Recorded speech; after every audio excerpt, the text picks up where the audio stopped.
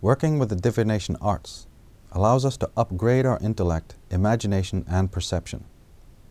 When our psyche is hygienic and operating from a high frequency, we move with greater speed towards our dharma or authentic life purpose.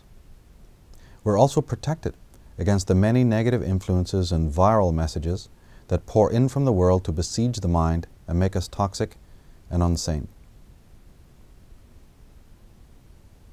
Today, most people are massively overstimulated by the stuff of the world. Their minds have been overwhelmed and their critical faculties are frozen. In the place of reason, we have faith and belief.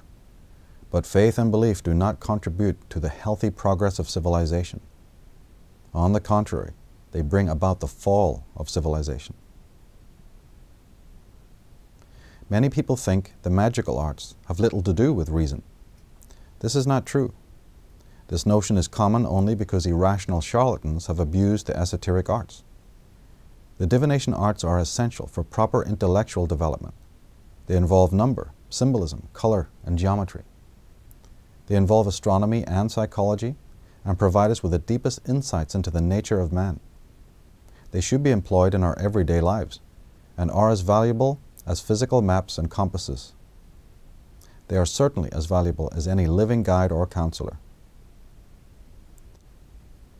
If you work for another person, you are fundamentally disempowered. This is a fact. If you're not permitted to make decisions in a relationship setting, or practice the religion you choose, or play the music you desire, or dress your own way, or be with whom you wish, then again you are disempowered. If you're out of your center, disconnected from your core nature, vulnerable to the influence of others, then you are disempowered. The world is your master, and the misguided are your guides. The man who knows he's here for a higher purpose, but who chooses to do nothing about it, lives in perpetual frustration and anxiety. He becomes dependent on other people in the same mess. Of course, it is true that many good people find it difficult to provide for themselves materially. Although they may know what it is they do not want to do in life, they may not know what it is that they should be doing, and waste years trying to find out why they're here and what they're meant to do. They would give anything to have guidance and finally end their dilemma. Most people in this predicament rightly discover that what they've been told by parents and teachers is just not true. They know that going to school to get good grades has not fulfilled them. They know that jumping through hoops to fit in with the status quo is ultimately unsatisfying. They know that there's a big difference between life and lifestyle, and recreation and vocation. They know there's a difference between the inauthentic and the authentic life. Some come to realize that success in one area of life does not mean success in another. The man who gives these matters deep thought realizes he is not alive to simply labor for other people and become yet one more oppressor. He knows his dependency on the world must end if he is to be his own person and truly progress. Of course, the answers to man's material predicament are really quite simple.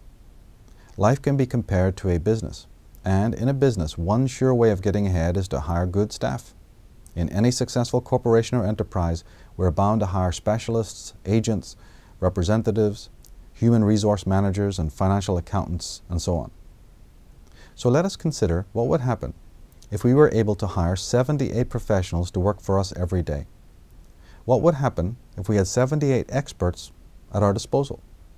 And what would happen if each expert had at least 10,000 years of experience and worked for 24 hours without needing a break? What would happen to our business if our team were 100% loyal and if their work was of the highest professional caliber? And to top it all, what if they exacted no wage or salary for their contributions? With personnel like that, what would be the odds of our success? Well, there are already 78 professionals at your beck and call every time you lift a tarot deck off the table. What, for instance, would happen if you had a family of 78 members, each working in complete unison towards a common goal? Would this not be a force to be reckoned with? Well, although it may sound strange, the 78 archetypes of the tarot are our family members. They represent aspects of our own being. It follows that we need to get in contact with this archetypal family as fast as possible. In each of us there exists a living oracle made up of 78 facets or archetypes. And this oracle can be consulted. It can provide us with the answers we need on any subject. The oracle provides the direction we need to excel and succeed in all areas of life. To ask any other source for our answers and guidance is nothing less than an act of blasphemy. So we can see that the disempowerment we experience exists for a reason. It is the direct consequence of our refusal to consult the archetypal intelligence within our own being. It exists for a reason, and there's something we can do about it once we realize the truth of the matter. The tarot is an external oracle that represents the internal one. The arcanum are an archetypal alphabet. They're a language we must learn in order to communicate with the living oracle. Once we open direct counsel with the living oracle, we get our answers. We begin to find out what life is all about and receive the instructions we need for our welfare and success. We get the protection, security, and empowerment we erroneously believe comes from other people in the world.